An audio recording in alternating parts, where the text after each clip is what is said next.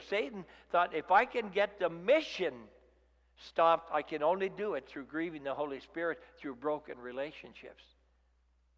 And I call these relationship sins the high blood pressure, the silent killers.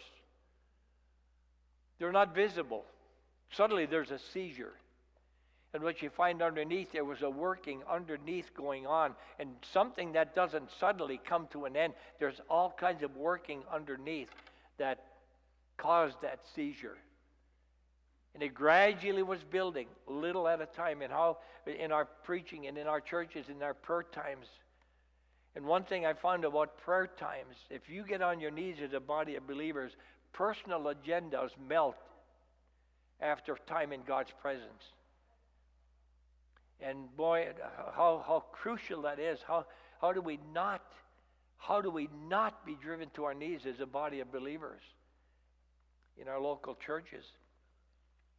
And so the silent killers, and I have them list. I'm not going to park on these, but I have printed out as best as I could the basic meaning of these things. And what are those relationship sins? Well, it goes through hatred. And that is, it's the opposite of 1 Corinthians 13, love. It nurtures a hostile attitude towards someone else.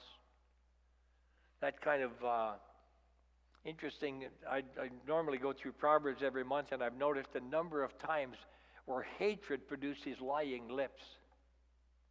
When somebody hates enough, lying means nothing to them if they can get their point across.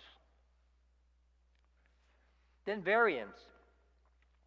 And these next two words appear in 1 Corinthians chapter 1, eris and zelos. And it's in 1 Corinthians chapter 3 and verse 3. These same words appear in those who are in division with each other. Variance, it's a quarrelsomeness, a rivalry, it's an animosity. And the idea here is what Cain had towards Abel. And for those of you, you say, well, I think I see that in some of our people. Well, then we have to guard it in our own hearts too. If I am not what I want people to become, I will become what people are. You realize that Joshua and Caleb were the only two who did not become what the people were? Because they kept their gaze up here.